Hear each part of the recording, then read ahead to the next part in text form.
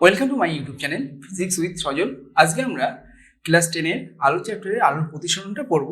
তো আমাদের আলোর প্রতিসরণ কি সেটা জানতে হবে। ফার্স্টে আমরা আগে পড়ে এসেছি আলোর প্রতিফলন সম্পর্কে। তো প্রতিফলনের ক্ষেত্রে কি হতো, আমাদের একটা নির্দিষ্ট মাধ্যম থাকতো এবং সেই মাধ্যম থেকে আলো এসে আমাদের একটা প্রতিফলকের উপরে পড়তো এবং প্রতিফলনের পরে ও আবার যে মাধ্যম থেকে এসেছিল সেই মাধ্যমেই ফিরে যেত।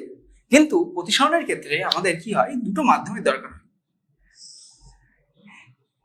একটা এদিকে একটা মাধ্যম আছে, এটা আমরা ধরলাম 1 নম্বর মাধ্যম, আর আরেকটা মাধ্যম আছে 2 নম্বর মাধ্যম।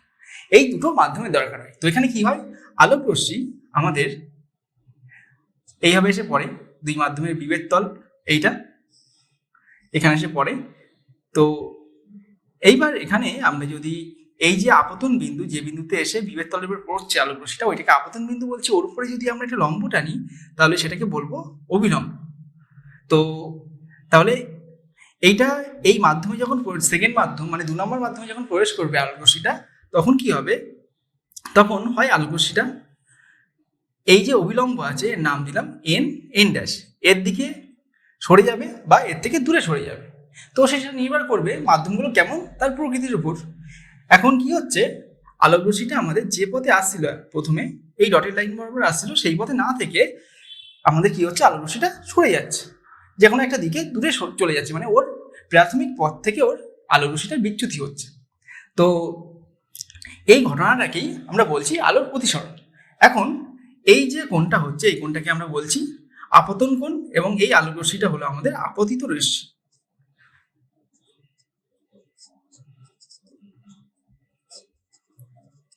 আর এই যে আলোক রশ্মিটা, এইটাকে আমরা বলছি, যেহেতু প্রতিসরণের ফলে সৃষ্টি হচ্ছে সেই কারণে এটাকে বলা হচ্ছে প্রতিসৃত রশ্মি। এবং এইটা অবিলম্বের সাথে যে কোণ উৎপন্ন করছে সেটাকে আমরা বলছি প্রতিসরণ কোণ আর। এখন এই যে আলোক রশ্মিটা আমাদের অবিলম্বের দিকে বেঁকে এসছে, এর কারণ হলো এখানে আমাদের 1 নম্বর মাধ্যমটা হলো লঘু মাধ্যম, আর 2 নম্বর মাধ্যমটা হলো এক্ষেত্রে ঘন মাধ্যম। তো তাহলে আমাদের লঘু মাধ্যম থেকে যখন ঘন মাধ্যমে আলোক রশ্মির প্রতিসরণ হবে, তখন কি হবে, আলোক রশ্মিটা অবিলম্বের দিকে সরে আসবে। আর যদি ঠিক উল্টো কেসটা হয়, অর্থাৎ আমাদের প্রতিসরণটা মানে ঘন মাধ্যম থেকে লঘু মাধ্যমে হয়, আর এটা লঘু মাধ্যম,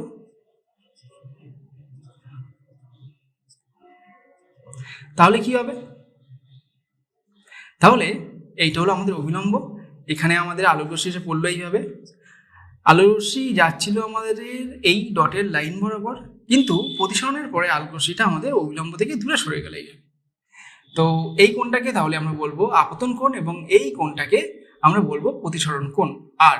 আর এইটা হলো অবিলম্ব এন ড্যাশ, আর এইটা হলো আমাদের আপতিত রশ্মি। আর এই রশ্মিটা লঘু মাধ্যমে যে রশ্মিটা যাচ্ছে সেটা হলো আমাদের প্রতিসৃত রশ্মি। এখন এটাও কিন্তু আমাদের প্রতিসরণ হচ্ছে, এক্ষেত্রে ঘন মাধ্যম থেকে লঘু মাধ্যমে আমাদের প্রতিসরণ হচ্ছে। তার ফলে কি হবে, তার ফলে আলোক রশ্মিটা আমাদের অবিলম্ব থেকে দূরে সরে যাবে। তো এই যে আমাদের যে পথে আসছিল সেই পথে আলোক রশ্মিটা দ্বিতীয় মাধ্যমে প্রবেশ করার পরে সেই পথে না গিয়ে ওর বিচ্যুতি ঘটছে। তো সেইটাকে আমরা একটা কোণের সাহায্যে মাপতে পারি। তো এই কোণটা আমাদের সেইটা, তো এটাকে আমরা ডেল্টা দিয়ে বুঝিয়ে রাখি। তো এই ডেল্টা হলো অ্যাকচুয়ালি আমাদের চ্যুতি কোণ। তো এই চ্যুতি কোণটা আমরা কিভাবে মাপবো, আমাদের এই কোণটা আই কোণ, এবং এই যে ডটের লাইন এবং অবিলম্বের সাথে যে কোণটা উৎপন্ন করেছে ডটের লাইনটা, সেই কোণটা কত হবে, একান্তর কোণ হবে, অর্থাৎ এটাও আমাদের আই কোণ হবে। এখন এইটুকু কোণ আমাদের আর কোণ, তাহলে এই টোটাল আই থেকে আমরা যদি আর কোণটা বাদ দিয়ে দিই তাহলে ডেল্টাটা পাবো। তো এক্ষেত্রে ডেল্টা কত আসছে, আই মাইনাস আর। আর এই সেকেন্ড কেসটাতে আমাদের আলোক রশ্মিটা এই ডটের লাইন বরাবর যাচ্ছিল, কিন্তু ও বিচ্যুত হয়ে এইদিকে চলে গিয়েছে। তাহলে ওর কতটা বিচ্যুতি করেছে, ঠিক এতটা। তো এইটাকে আমরা এক্ষেত্রে ডেল্টা বলছি। এখন এই আলোক রশ্মিটা আই কোণে এসে পড়ছিল, তাহলে এই কোণটা অবিলম্বের সাথে যে কোণটা ডটের লাইনটা উৎপন্ন করছে সেটাকে আমরা আই কোণ বলতে পারি, কারণ এই দুটো কোণ, এই কোণটা এবং এই কোণটা আমাদের একান্তর কোণ। তাহলে ডেল্টা কোণের মান কত হবে, এখানে এই টোটাল কোণটা আর এবং এইটুকু আমাদের আই কোণ, তাহলে ডেল্টা ইকুয়াল টু হয়ে যাবে আর মাইনাস আই। তাহলে দুই ক্ষেত্রে কিন্তু আমরা দুটো জিনিস দেখতে পাচ্ছি। যখন লঘু মাধ্যম থেকে ঘন মাধ্যমে এসে পড়ছে তখন আমাদের আপতন কোণ থেকে প্রতিসরণ কোণ বিয়োগ করলে আমরা চ্যুতি কোণ পাচ্ছি, আর যখন আমাদের ঘন মাধ্যম থেকে লঘু মাধ্যমে এসে পড়ছে তখন আমাদের আর অর্থাৎ প্রতিসরণ কোণ থেকে আপতন কোণ বিয়োগ করলে আমরা চ্যুতি কোণটাকে পাচ্ছি। তো আমরা এই জিনিসটাকে এবার মনে রাখবো, সবসময় বড় কোণটা থেকে ছোট কোণটা বিয়োগ করবো, তাহলেই আমাদের চ্যুতি কোণটা বেরিয়ে যাবে। তো এখানে একটা এক্সাম্পল হিসেবে আমরা একটা ছোট্ট একটা অঙ্ক করতে পারি, যে ধরা যাক আমাদের একটা আলোক রশ্মি আছে, সেটার আপতন কোণ মানে আই হলো আমাদের 30 ডিগ্রি এবং আর হলো 45 ডিগ্রি, তাহলে চ্যুতি কোণ ডেল্টা কত হবে? তো এক্ষেত্রে আমি কি বলেছি, সবসময় বড়টা থেকে ছোটটা বিয়োগ করে দেবো, তাহলে খুব ইজিলি আমাদের চ্যুতি কোণটা বেরিয়ে যাবে। তো এখানে বড় কোণটা আর কোণ, তাহলে আর থেকে আমরা আই বিয়োগ করবো, তাহলে কি হবে 45 ডিগ্রি মাইনাস 30 ডিগ্রি, তো এটা আসছে আমাদের 15 ডিগ্রি। তো 15 ডিগ্রি হচ্ছে চ্যুতি কোণ। তো এইবার এই আলোর প্রতিসরণ যে হচ্ছে, সেই প্রতিসরণ কতগুলো সূত্র মেনে চলে, তো সেই সূত্রগুলো আমরা পড়বো এই বছর। তো আলোর প্রতিসরণের আমাদের দুটো সূত্র আছে। আমাদের প্রথম সূত্রটা যেটা বলছে সেটা হলো আমাদের এই যে আপাতিত রশ্মি এ বি, এইটা প্রতিসৃত রশ্মি বিসি এবং আপতন বিন্দু, এইটা বি বিন্দু হলো আমাদের আপতন বিন্দু, এখানে অঙ্কিত অবিলম্ব এন এন ড্যাশ, এই তিনটে কী হবে আমাদের একই সমতলে থাকবে। তো এক্ষেত্রে কোন সমতলে আছে আমাদের? এই বোর্ডটা সমতলে আছে। তো এটা হলো প্রথম সূত্র। আর দ্বিতীয় সূত্র বলছে আমাদের এই কোণটা কি হয়, আপতিত রশ্মি অবিলম্বের সাথে যে কোণ উৎপন্ন করে সেটা আপতন কোণ হয়, এটাকে আমরা আই দিয়ে বোঝাচ্ছি। আর প্রতিসৃত রশ্মি অবিলম্বের সাথে যে কোণ উৎপন্ন করে সেটাকে আমরা আর কোণ বলে থাকি, মানে প্রতিসরণ কোণ। তো আমাদের দ্বিতীয় সূত্র বলছে যে এই যে আপতন কোণের সাইন মানে সাইন আই বাই প্রতিসরণ কোণের সাইন অর্থাৎ সাইন আর, এই অনুপাতটা আমাদের ধ্রুবক হয়ে থাকে। তো এই ধ্রুবকটা অ্যাকচুয়ালি হয় আমাদের মাধ্যমের প্রতিসরাঙ্ক।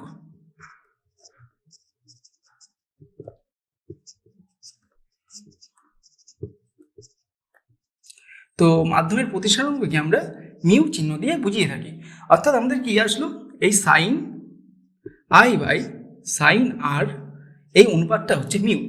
এই যে সূত্রটা, এটাকে অনেক সময় আমাদের এটাকে বলা হয়ে থাকে যে স্নেলের সূত্র। তো প্রতিসরণের দ্বিতীয় সূত্রটা আমাদের স্নেলের সূত্র নামে পরিচিত। এখন এই সাইন জিনিসটা কি? এই সাইন জিনিসটা হলো আমাদের, সাইন কথাটা একটা শর্ট ফর্ম, তো এটা হয় এরকম SIN সাইন আই। তো এটাকে আমরা শর্টে লিখে থাকি SIN সাইন আই। এটা কখনোই এরকম উচ্চারণ করলে হবে না সিন আই বা সিন আর, এটা সাইন আই বা সাইন আর। তো এই জিনিসটা তোমরা তোমাদের ত্রিকোণমিতিতে পড়বে ডিটেলসে। এখানে আমি অল্প একটু বলে দিচ্ছি জিনিসটা কি। আমাদের ধরা যাক এরকম একটা সমকোণী ত্রিভুজ আছে এবং এই কোণটা হলো থিটা, ত্রিভুজটার নাম দিলাম ABC। তাহলে AC হলো অতিভুজ আর বিসিটা কি, এই অতিভুজের সাথে এই কোণটা যে বাহুর সাথে পড়ে থাকবে সেটা হবে আমাদের ভূমি, অর্থাৎ বিসিটা আমাদের এক্ষেত্রে ভূমি, এবং ভূমির সাথে যে লম্ব বাহুটা থাকবে অর্থাৎ AB সেটা হবে আমাদের লম্ব। তো এখানে এই যে সাইন আই, সেই সাইন আই ইকুয়াল আমরা কি লিখতে পারি? তাহলে সাইন আই ইকুয়াল লিখতে পারি লম্ব বাই ভূমি। তো এটা হলো সাইন আই, অর্থাৎ লম্ব বাই ভূমি না, লম্ব বাই অতিভুজ। সাইন আই হয় আমাদের লম্ব বাই অতিভুজ। তো লম্ব কত? এখানে লম্ব হলো AB আর অতিভুজ হলো আমাদের AC, তাহলে এইটা হবে AB বাই AC হলো সাইন সাইন আই না, এখানে আমাদের থিটা ছিল, আমরা কোনটা থিটা ধরে নিয়েছি, তো সাইন থিটা। তো থিটার জায়গায় আমরা আই বসালে সাইন আই আসবে, আর বসালে সাইন আর আসবে। তো এখান থেকে আমাদের কিছু অঙ্ক আসে, সেই অঙ্কগুলো করতে গেলে কিন্তু কয়েকটা সাইনের ভ্যালু আমাদের মনে রাখতে হবে। সাইনের ভ্যালুগুলো এখানে আমি লিখে দিচ্ছি। আমরা ফার্স্টে থিটা লিখছি মানে কোণ, এবং সাইন থিটা নিচে লিখলাম। তো এখানে আমাদের কোণগুলো হবে 0 ডিগ্রি একটা, সেকেন্ড হলো 30, 45, 60 আর 90 ডিগ্রি। তো এই যে জিরোর নিচে আমরা 0 বসাবো, 1 বসাবো। আমি শর্ট মানে কীভাবে মনে রাখতে হয় জিনিসটা সেটা বলছি, আর টেবিল মুখস্থ হয়ে গেলে তো খুবই ভালো তখন। তাহলে এরকম 0 নিচে 0 বসালাম, 30 নিচে 1, 45-এর নিচে 2, 60 নিচে 3 আর 90 নিচে 4 বসালাম। এবার প্রত্যেকটাকে আমরা 4 দিয়ে ভাগ করে দেবো। এবার প্রত্যেকটা ইয়ের আমরা স্কোয়ার রুট অর্থাৎ বর্গমূল নিয়ে নেবো। নিয়ে নিলে আমাদের কী আসছে দেখা যাক। এটা 0 চলে আসলো। 4-এর বর্গমূল করলে আমাদের 2 হয়, তাহলে 1/2 হলো। আর 1-এর বর্গমূল তো 1ই হয়, আর এখানে কাটাকুটি হলো 2 হলো, তাহলে এটা আমাদের 1/√2 হলো। এটার ক্ষেত্রে কি হচ্ছে √3/2, আর এটা 4 কেটে যাচ্ছে, তার মানে আমাদের 1 চলে আসলো। তার মানে আমরা এটা কীভাবে পড়বো, সাইন এই 0 ডিগ্রি অর্থাৎ সাইন 0-র মান হলো আমাদের 0, সাইন 30 হাফ, সাইন 45 1/√2, সাইন 60 √3/2, আর সাইন 90 হলো 1। তো এই মানগুলো একটু মনে রাখবে। এবার আমরা প্রতিসারাঙ্ক কি সেটা দেখব। তো আমরা মিউ দিয়ে প্রতিসারাঙ্ককে প্রকাশ করছিলাম। তো এটা হয় অ্যাকচুয়ালি আমাদের শূন্য মাধ্যমে আলোর গতিবেগ c এবং কোনো মাধ্যমে আলোর গতিবেগ b এর অনুপাত। অর্থাৎ এটা হলো c হলো শূন্য মাধ্যমে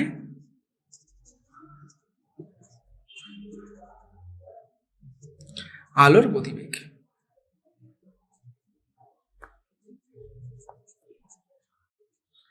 বাই এটা মাধ্যমের আলোর গতিবেগ আমরা লিখতে পারি, মানে যে কোনো মাধ্যমের হতে পারে মাধ্যমের আলোর গতিবেগ। তো এই অনুপাতটাকে আমরা মাধ্যমের প্রতিসারাঙ্ক বা পরম প্রতিসারাঙ্ক বলে থাকি। তো এই মিউটা কি, মিউটা হলো আমাদের পরম প্রতিসারাঙ্ক।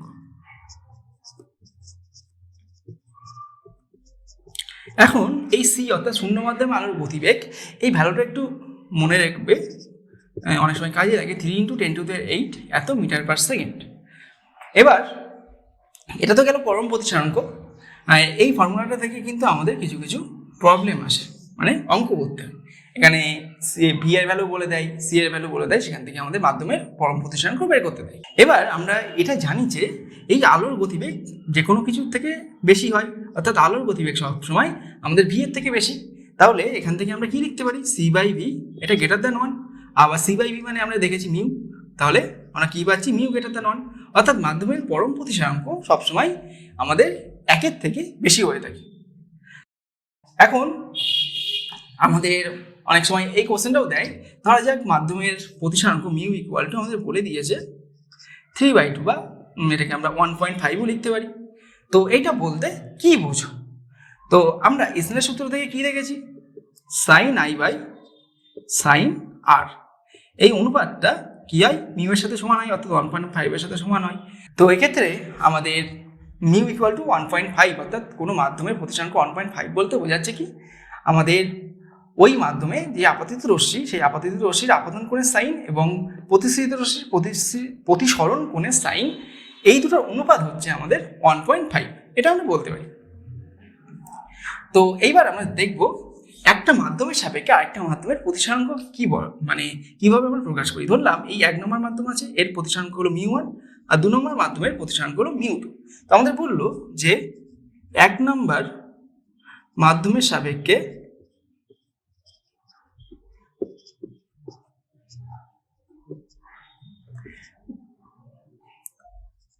দুই নম্বর মাধ্যমের প্রতিসারাঙ্ক, এটা কি হবে, আমাদের যার সাপেক্ষে বলবে সেটাকে আমরা সবসময় হরে রাখবো, মানে এটা একটা অ্যাকচুয়ালি ভগ্নাংশ হবে। যার সাপেক্ষে বলবে সেটাকে হরে রাখবো। তো কার সাপেক্ষে বলেছে, আমাদের 1 নম্বর মাধ্যমের সাপেক্ষে বলেছে, তার মানে আমাদের নিচে চলে আসবে μ1। আর কার বলেছে, 2 নম্বর মাধ্যমের, তার মানে উপরে আসবে আমাদের μ2। তো এই অনুপাতটাকেই আমরা বলবো 1 নম্বর মাধ্যমের সাপেক্ষে 2 নম্বর মাধ্যমের প্রতিসারাঙ্ক। তো এটাকে আমরা এইভাবে প্রকাশ করে থাকি, মিউ এখানে আমরা ফার্স্টে 1 দিই, যার সাপেক্ষে হয় সেটা প্রথমে বসে, আর যার যে মাধ্যমের প্রতিসারাঙ্ক হয় সেটা আমাদের পরে আমাদের মিউ এর পায়ের কাছে বসে, মানে এটাকে এইভাবে বলা হয়ে থাকে 1 μ2। আবার এই 1 μ2 ইকুয়াল টু আমরা কি লিখতে পারি, আমাদের μ2 বাই μ1, এটা আমরা জানি। এখন আমরা দেখেছি যে মিউ ইকুয়াল টু c/v হয়, তাহলে 1 নম্বর মাধ্যমে আমাদের আলোর গতিবেগ যদি v1 হয়, তাহলে এটা কি হয়ে যাবে c/v1। আর 2 নম্বর মাধ্যমে আলোর গতিবেগ v2 হলে μ2টা কি হবে, আমাদের c/v2। এটা ক্যালকুলেশন করলে এটা c/v2 ইন্টু এটা উল্টে যাবে নিচেরটা, সিসি কেটে গেল, তাহলে v1/v2 হয়ে যাচ্ছে। তো এটা একটু মনে রাখবে যে এই যে mu two by mu one এটা আমাদের হচ্ছে ভি1 বাই ভি2, অর্থাৎ ব্যস্তানুপাতিক সম্পর্ক। উপরে আমাদের 2 নম্বর মাধ্যম আছে, কিন্তু এখানে 2 নম্বর মাধ্যমের বেগটা নিচে চলে এসেছে, আর নিচে 1 নম্বর মাধ্যম আছে, তার বেগটা উপরে চলে গিয়েছে। তো এই জিনিসটা একটু খেয়াল রাখবে। তো ঠিক যদি এর উল্টোটা বলতো যে 2 নম্বর মাধ্যমের সাপেক্ষে 1 নম্বর মাধ্যমের প্রতিসরাঙ্ক কত হবে, তো তখন আমরা কি করতাম, এখানে শর্টে লিখছি 2 নম্বরের সাপেক্ষে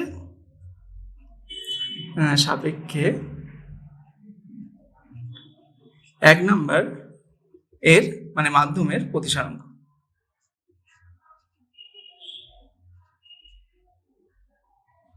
এটা কি হবে, আমাদের এটা হয়ে যাবে এরকম, যার সাপেক্ষে বলেছে 2 নাম্বার, তাহলে μ2 এটা আমাদের নিচে বসবে আর μ1টা উপরে বসবে। তো এটাকে আমরা এইভাবে লিখতে পারি, যার সাপেক্ষে হয় সেটা আগে আর যে মাধ্যমে সেটা হলো পরে। তো এটা আমরা পেলাম। এখন এখান থেকে আরেকটা ইন্টারেস্টিং জিনিস, আমরা যদি এই 2μ1 আর 1μ2 এই দুটো গুণ করি তাহলে কি পাবো, 1 পাবো। কিভাবে পাবো, আমাদের কি আছে 1μ2 ইন্টু 2μ1।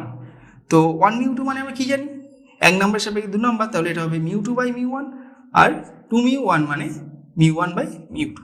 তাহলে দেখো এইটা কেটে গেল, এটা কেটে গেল, তাহলে আমরা 1 পাচ্ছি। তো এই যে 1 নম্বরের সাপেক্ষে 2 নম্বরের প্রতিসরাঙ্ক বা 2 নম্বর মাধ্যমের সাপেক্ষে 1 নম্বরের মাধ্যমের প্রতিসরাঙ্ক, এটাকে আমরা এক কথায় বলে থাকি মাধ্যমের আপেক্ষিক প্রতিসরাঙ্ক। কি বলি, আপেক্ষিক প্রতিসরাঙ্ক। আচ্ছা, আরেকটা জিনিস যে আমরা একটু আগে স্নেলের সূত্র বললাম, এর একটা ব্যতিক্রম আছে, মানে স্নেলের সূত্র আমাদের সব জায়গায় প্রযোজ্য হয় না। কখন প্রযোজ্য হয় না, যখন আমাদের i=0 অর্থাৎ আপতন কোণের মান 0 হয়। অর্থাৎ আপতন কোণের মান 0 হয় মানে আমাদের এক্ষেত্রে কি হচ্ছে, আপতনটা হচ্ছে এইরকম লম্ব আপতন হচ্ছে, মানে মাধ্যমিক বিভেদ তলে আমাদের আলোক রশ্মি লম্বভাবে এসে পড়ছে। সেই ক্ষেত্রে কিন্তু আমাদের স্নেলের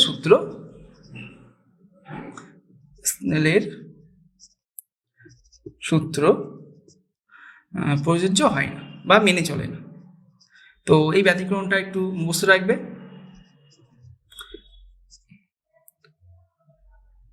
তো এই হলো আমাদের স্নেলের সূত্র কোথায় প্রয়োগ করতে পারি না আমরা।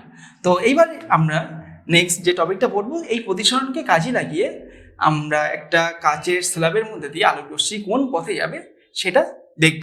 তো আমরা যেটা পড়বো এবার সেটা হলো আয়তকার কাচের স্ল্যাবে প্রতিসরণ। কার প্রতিসরণ, অবশ্যই আলোক রশ্মির প্রতিসরণ। তো কাচের স্ল্যাব আমাদের কেমন দেখতে হয়, তো তোমরা এটা দেখতে পাচ্ছ, এরকম একটা মানে অনেকটা পেপার ওয়েটের মতো দেখতে হয় আমাদের আয়তাকার শেপ। তো এটাকে আমরা বলে থাকি আয়তাকার কাচের স্ল্যাব। তো এখানে আমাদের আলোক রশ্মি যদি একটা পৃষ্ঠে এসে পড়ে, মানে আমি এই যে এর বেদটা আছে এই পৃষ্ঠের কথা বলছি, এই পৃষ্ঠে যদি আলোক রশ্মি এসে পড়ে তাহলে ঠিক এই সাইডে এর উল্টো দিকে আরেকটা পৃষ্ঠ আছে, সেই পৃষ্ঠে থেকে আলোক রশ্মিটা যখন বেরোবে তখন কিভাবে বেরোবে সেইটা আমরা দেখব। তো এবং সেটা প্রমাণও করব। তো এটা যেহেতু আমাদের এই বড় সাইডটা আয়তকার দেখতে, তার মানে বোর্ডে আমরা এইভাবে আঁকবো, মানে এরকম একটা আয়তকার শেপে এটাকে আঁকবো। তো তাহলে আমাদের কি হচ্ছে, আমাদের একটা আয়তকার স্ল্যাব আছে এরকম।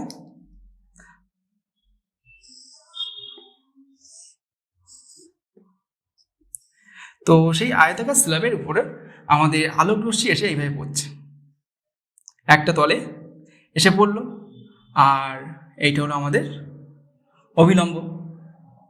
এখন এর ভিতরে প্রতিসরণ হবে, বাইরে আমাদের সাধারণত বায়ু মাধ্যম হয়ে থাকে, এটা বায়ু মাধ্যমই ধরে নিচ্ছি, বায়ু। এইটা হলো আমাদের কাচ মাধ্যম বা এটাকে, আর এই সাইডে আবার বায়ু আছে, মানে যেখান থেকে বেরোবে এই তল থেকে বেরোবে এখানে আবার বায়ু আছে। তো এই কাচ মাধ্যমটা আমাদের হলো ঘন মাধ্যম, আর বায়ু মাধ্যমগুলো হলো আমাদের লঘু মাধ্যম। এটাও লঘু, এটাও আমাদের লঘু মাধ্যম। তার মানে আলোক রশ্মিটা লঘু মাধ্যম থেকে ঘন মাধ্যমে প্রবেশ করছে এবং আবার প্রতিসরণ হয়ে আবার আমাদের লঘু মাধ্যমে ফিরে আসছে। তো এখানে এসে পড়ার পরে যেহেতু ঘন মাধ্যমে প্রবেশ করছে, অর্থাৎ ও আমাদের অবিলম্বের দিকে সরে যাবে আলোক রশ্মিটা এইভাবে।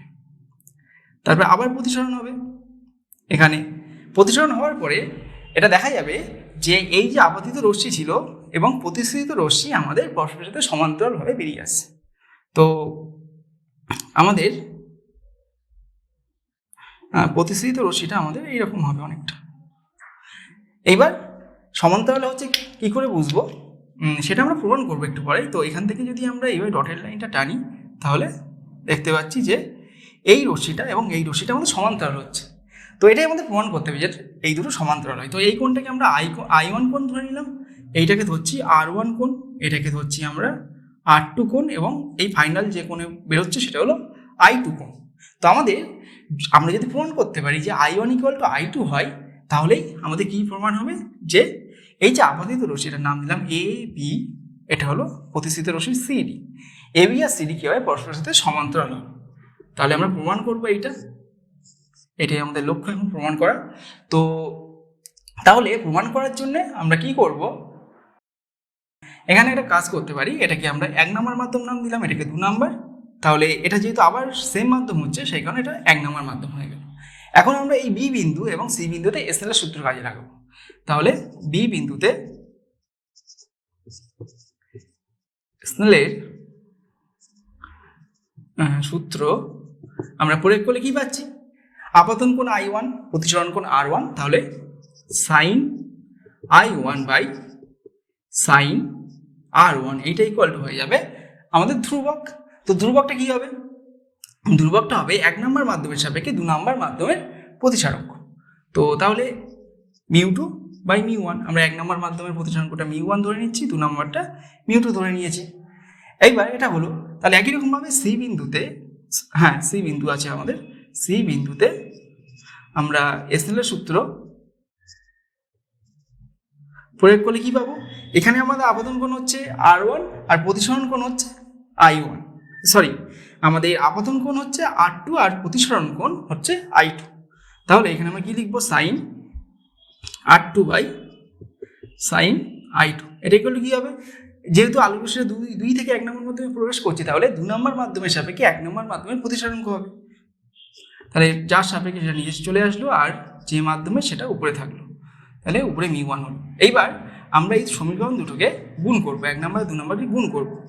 তাহলে লেফট হ্যান্ড সাইডে আমাদের আসছে এইরকম ইন্টু এইটা, মানে sin R2 by sin I2 equal to right hand side, প্রথমে 1 নম্বর সমীকরণটা লিখলাম, পরে আমাদের 2 নম্বরটা।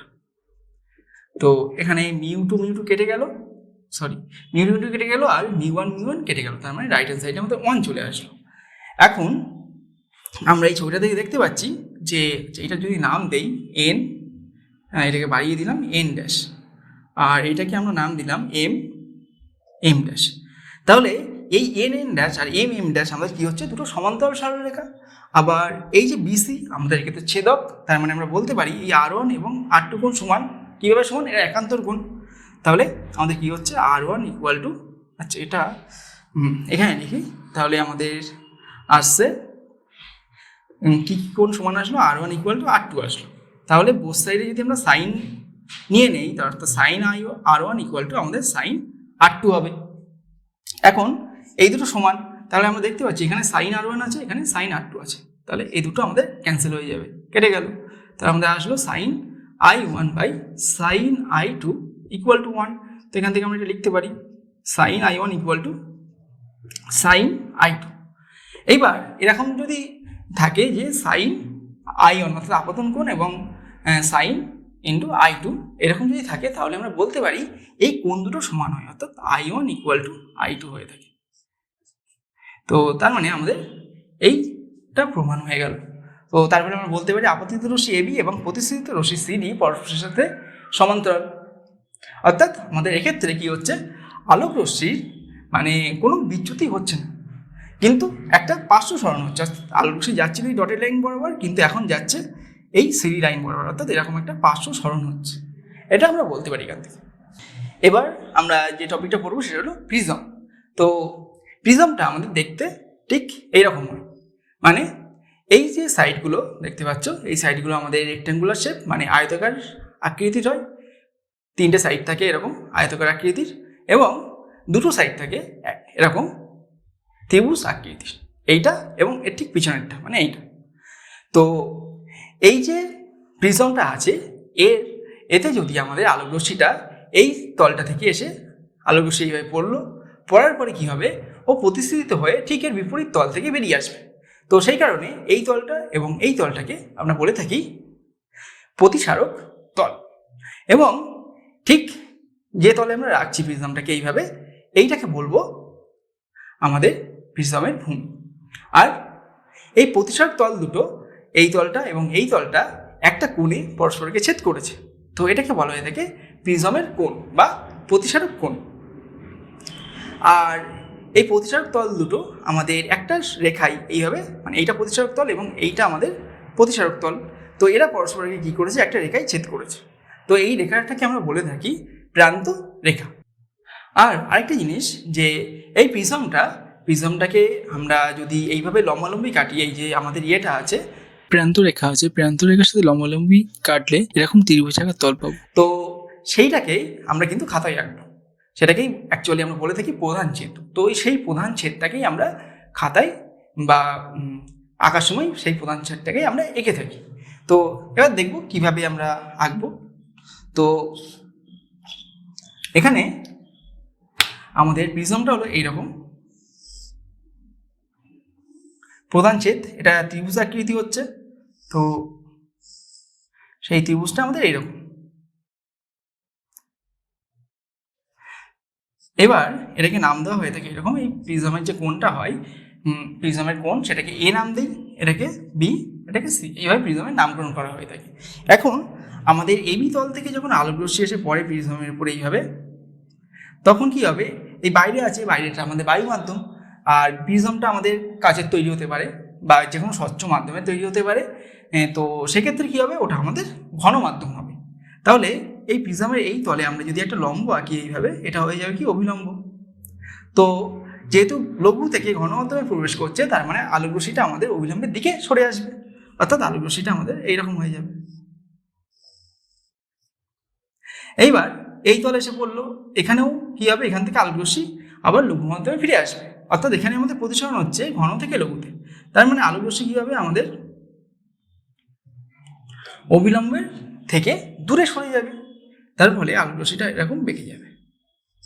হ্যাঁ, তো প্রত্যেকটা জায়গায় আমরা অ্যারো সাইন দেবো, যেহেতু আলো, সেই কারণে। আচ্ছা, এই জায়গাটাই, হ্যাঁ এইবার ঠিক আছে, বেঁকে গিয়েছিল এরকম। তো এখানে আমরা এই কোণটাকে বলছি I1 কোণ, এই যে কোণটা, এটাকে I2 কোণ বলছি। মানে I1 কোণে আপাতিত হচ্ছে এবং I2 কোণে দ্বিতীয় তল থেকে আলোক রশ্মিটা আমাদের প্রতিসৃত হচ্ছে। আর এই কোণটাকে আমরা R1 ধরছি, এইটাকে ধরছি R2। এখন আলোক রশ্মিটার নাম দেই, এটাকে নাম দিলাম P, এই পয়েন্টটাকে নাম দিচ্ছি আমরা Q, এইটাকে নাম দিচ্ছি R, এটাকে নাম দিচ্ছি S। তো আমাদের এখানে যেটা করতে হবে সেটা হলো আলোক রশ্মির যে চ্যুতি হচ্ছে, মানে আলোক রশ্মিটা প্রাথমিকভাবে আমাদের PQ বরাবর আসছিল, অর্থাৎ আলোক রশ্মিটা প্রিজম না থাকলে আমাদের এই পথ বরাবর ডটের লাইন বরাবর বেরিয়ে যেত, কিন্তু সেটা না গিয়ে আলোক রশ্মিটা আমাদের RS বরাবর যাচ্ছে।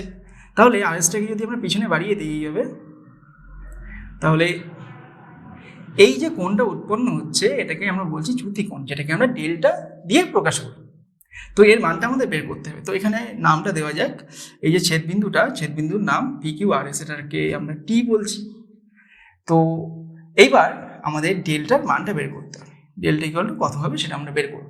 আর এ অর্থাৎ প্রতিসারক কোণের যে রাশিমান হবে, এই দুটো জিনিস আমরা এখান থেকে বের করব।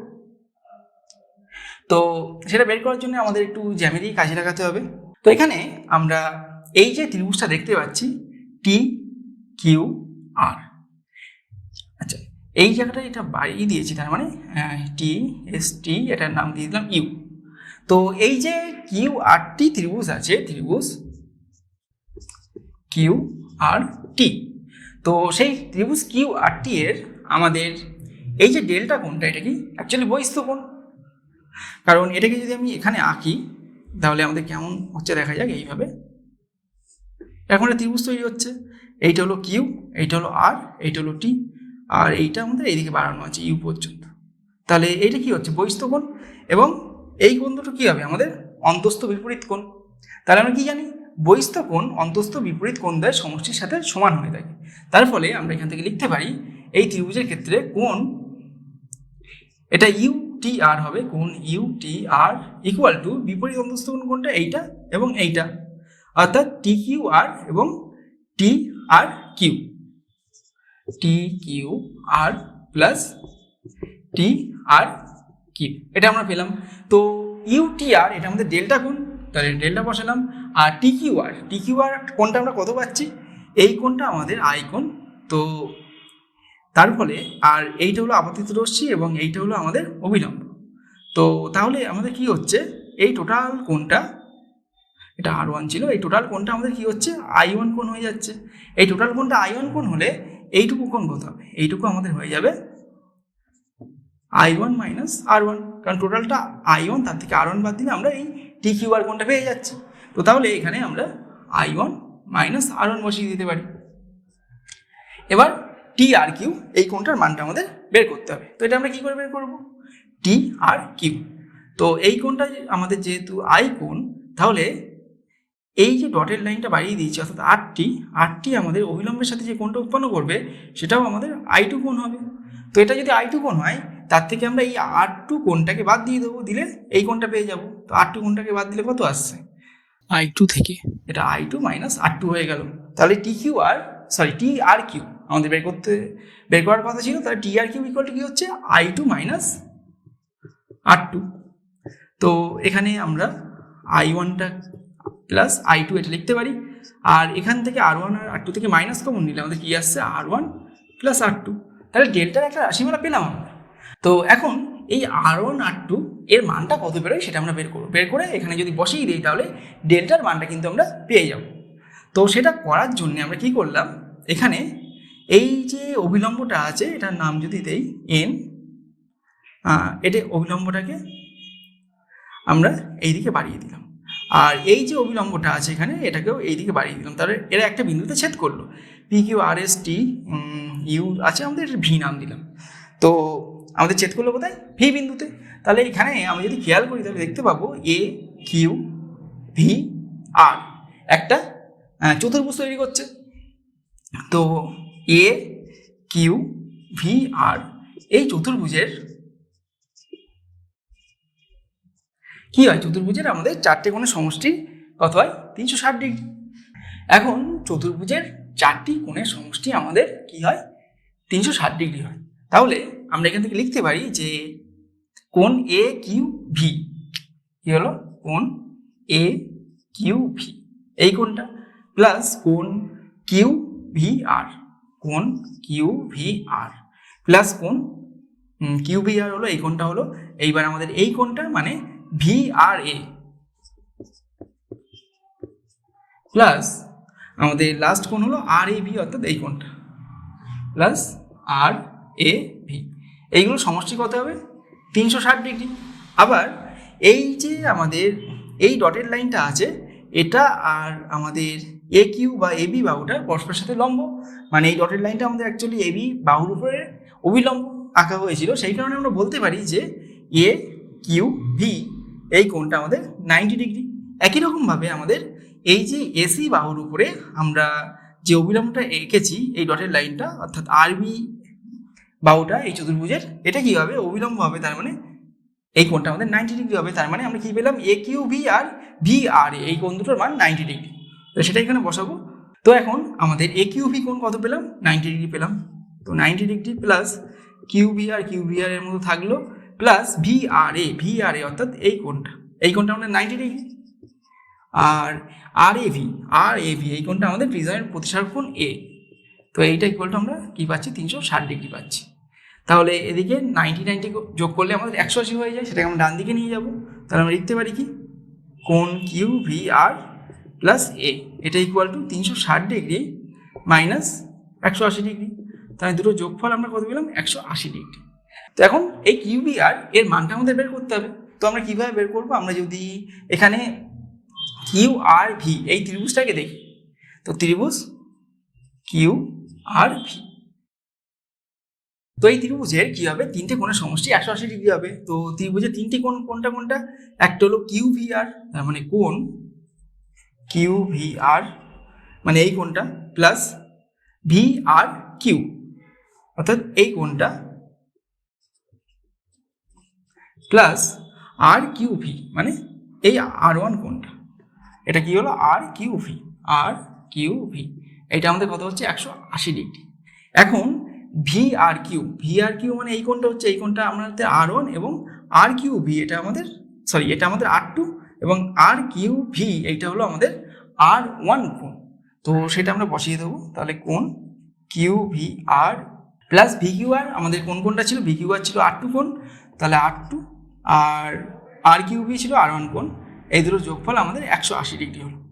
এখন আমরা কি করব, আমাদের এখানে এই যে দুটো সমীকরণ পেয়েছি, এটা 1 নম্বর সমীকরণ, এটা হলো 2 নম্বর সমীকরণ। তো এই দুটো সমীকরণ আমরা বিয়োগ করে দেবো, তাহলে কি হবে কিউ ভি আর প্লাস এ, তাহলে লেফট হ্যান্ড সাইড বিয়োগ হবে, লেফট হ্যান্ড সাইড এইটা আছে minus Q V R plus R1 plus R2, এটা হলো ইকুয়াল টু ডান দিকে 180 মাইনাস 180, তার মানে এটা 0 হয়ে গেল। আবার এটার থেকে আমরা কি পাচ্ছি, Q V R plus A minus Q V R minus R1 minus R2 equal to 0, তাহলে কিউ ভি আর কেটে গেল। এখন এই R1 R2 এর দুটো আগে মাইনাস হয়ে গেছে, তো ডান দিকে নিয়ে গেলে ওটা প্লাস হয়ে যাবে, তাহলে এখান থেকে আমরা পাচ্ছি এ equal to R1 plus R2। তো এ এর মান বের করবো বলেছিলাম, সেটা আমরা পেয়ে গেলাম। এবার এই যে সমীকরণটা পেয়েছি সেখানে আমরা ডেল্টার মানটা বের করবো, সেখানে কার মান বসাবো, R1 প্লাস R2 এর মান বসাবো। তাহলে ডেল্টা ইকুয়াল টু কত আসছে আমাদের I1 প্লাস I2, আর এই যে R1 প্লাস R2 এর মান আমরা পেয়েছি এ মাইনাস এ। তো আমরা এই দুটো মান পেলাম। তো এই দুটো মান আমাদের পরীক্ষায় কিন্তু প্রমাণ করতে দেয়, এইটাই বেশিরভাগ সময় প্রমাণ করতে দিয়ে থাকে, delta equal to I1 plus I2 minus A. আবার এই দুটো সমীকরণ থেকে কিন্তু কিছু অঙ্ক দেয়। এখন আমরা যেটা দেখবো সেটা হলো এই প্রিজমের উপরে যে আলোর রশ্মি বি কিউ এসে পড়ছে সেইটা যে কোনো আপাতিত হচ্ছে, অর্থাৎ এই আপাতন কোণ I1 এটাকে আমরা যত বাড়াতে থাকবো তত প্রিজমের চ্যুতি কোণ অর্থাৎ ডেল্টার মান কীভাবে পরিবর্তন হয়। তো এখানে আমরা যদি একটা গ্রাফ আঁকি, গ্রাফের এক্স অক্ষ বরাবর আমরা আপাতন কোণ আই বোঝাচ্ছি আর ওয়াই অক্ষ বরাবর ডেল্টাকে বোঝাচ্ছি। তো তাহলে আমাদের গ্রাফটা ঠিক এইরকম হবে, আমরা যত আপাতন কোণ বাড়াতে থাকবো তত কি হবে, প্রথম দিকে এই চ্যুতি কোণ ডেল্টাটা আস্তে আস্তে কমতে থাকবে, মানে এইভাবে কমতে থাকবে, এবং একটা মানে গিয়ে আপাতন কোণ একটা মানের জন্য এই চ্যুতি কোণটা আমাদের সর্বনিম্ন হবে, অর্থাৎ এরকম সর্বনিম্ন হবে, এবং তারপরে আবার আই কোণটা বাড়াতে থাকলে আমাদের চ্যুতি কোণটা আস্তে আস্তে বাড়তে থাকবে। তো আমরা এই সর্বনিম্ন মানটা একটা নির্দিষ্ট আপতন কোণের জন্য পাচ্ছি, তো সেই আপতন কোণটা আমরা এখান থেকে পেয়ে যাব। তো সেই আপতন কোণটা পেলাম এখান থেকে, আর এখান থেকে যদি আমরা এই ডেল্টা অর্থাৎ চ্যুতি কোণ যে অক্ষ বরাবর রেখেছি তার উপরে যদি আমরা লম্ব আঁকি, তাহলে এইটুকু যে দৈর্ঘ্যটা পেলাম সেটাকে বলা হয় ডেল্টা এম। ডেল্টা এমটা অ্যাকচুয়ালি ন্যূনতম চ্যুতি কোণ, এটা হলো ন্যূনতম চ্যুতি কোণ, আর এইটা আমাদের আপতন কোণ, এটাকে আমরা I1 বলছি। তো এই ন্যূনতম চ্যুতি কোণ কোন শর্তে হয়ে থাকে অ্যাকচুয়ালি, বা ন্যূনতম চ্যুতি কোণ যখন আমরা পাই তখন আপতন কোণের সাথে এই প্রতিসরণ কোণ I2 এর কি সম্পর্ক হয়। তো যখন I1 ইকুয়াল টু আমাদের I2 হয়ে যায় তখন কিন্তু আমরা একমাত্র ন্যূনতম চ্যুতি কোণ পাই, অর্থাৎ ডেল্টা ইকুয়াল টু আমাদের ডেল্টা এম হয়ে যায়। তো সেই কারণে এই I1 ইকুয়াল টু I2 এটাকে প্রিজমের ক্ষেত্রে বলা হয়ে থাকে ন্যূনতম চ্যুতি কোণের শর্ত। তো এই জিনিসটা একটু গ্রাফটা পড়ে রাখবে, এবং এই রিলেশনটা মানে কোণের জন্যে মানে বাকি শর্তে আমাদের ন্যূনতম চ্যুতি কোণ পাওয়া যাচ্ছে সেটা একটু জেনে রাখবে। তো এখান থেকে মাঝে মাঝে ছোটোখাটো অঙ্কও দিয়ে দিতে পারে। আর আরেকটা জিনিস বলি, এই যে আমরা ন্যূনতম চ্যুতি কোণটা পেলাম, এই অবস্থায় প্রিজমটা যে অবস্থানে থাকে সেটাকে আমরা বলে থাকি ন্যূনতম চ্যুতির অবস্থান, কার, প্রিজমের। তো সেটাকে বলা হচ্ছে কি প্রিজমের ন্যূনতম চ্যুতির অবস্থান। তো তাহলে আজকের ক্লাস এই পর্যন্ত, দেখা হচ্ছে নেক্সট ক্লাসে।